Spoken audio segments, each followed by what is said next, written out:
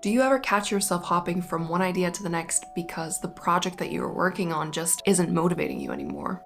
Yeah, been there. But I'm gonna give you the cold, hard truth today. It is not your project's fault, it's yours.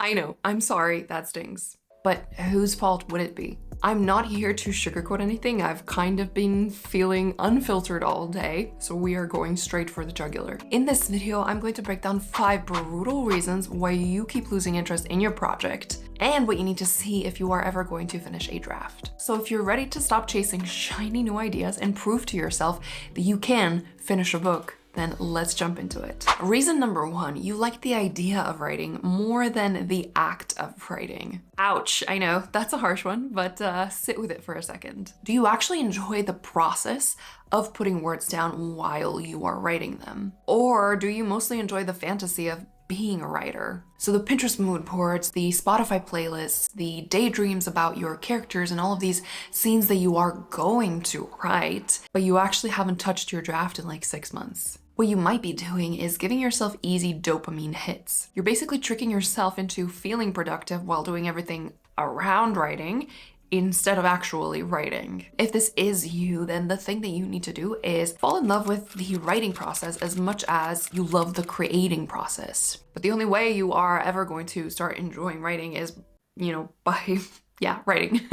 And not just writing every once in a blue moon, but actually sticking with it and being consistent. Because your fantasies and your playlists and all of these other distractions are just giving you fake dopamine hits. But the real high quality dopamine that you want to be chasing comes from finishing chapters, from making progress and actually getting to the end of that first draft. Reason number 2 is that you are not letting yourself have fun. You've probably turned writing into a to-do list. You're sitting there guilt tripping yourself for not making enough progress, and you're probably obsessing over word counts like actually writing your draft is a punishment. Or maybe you've plotted your book within an inch of its life. You've mapped out every scene, every twist, every character beat, so by the time you actually sit down to write, there's nothing left to have fun with. You've robbed future you of the chance to be creative. Writing should feel playful, in my opinion, and maybe even, ridiculous at sometimes. If you stripped all the joy out of it by piling on pressures and rules, then it's no wonder that, you're getting bored or stressed when it comes to writing. So stop suffocating your own process. You don't need to punish yourself into finishing. We can make progress and still have fun and still run off course, every once in a while just to see what happens.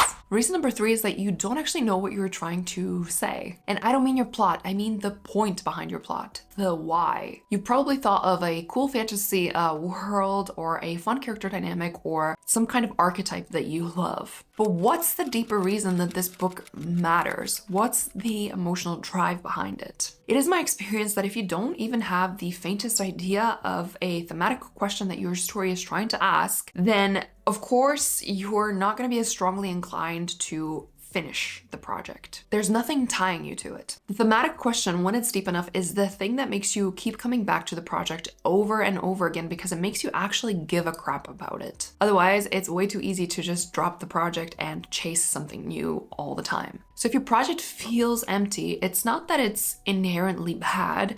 It's probably just a sign that you haven't dug deep enough into why you care about it. And if you want to learn a bit on this topic of thematic questions, I do have a video that you can watch after this one that explains it in depth and with examples. The next reason is that you quit when things get tough or frustrating. Tell me if this sounds familiar. You hit a plot hole or a scene just isn't working and suddenly you hate everything about your project and you can see every single mistake that you've made so far and you're like, well, I guess this project isn't the one. Time to start fresh. Except the same thing happens with the next project.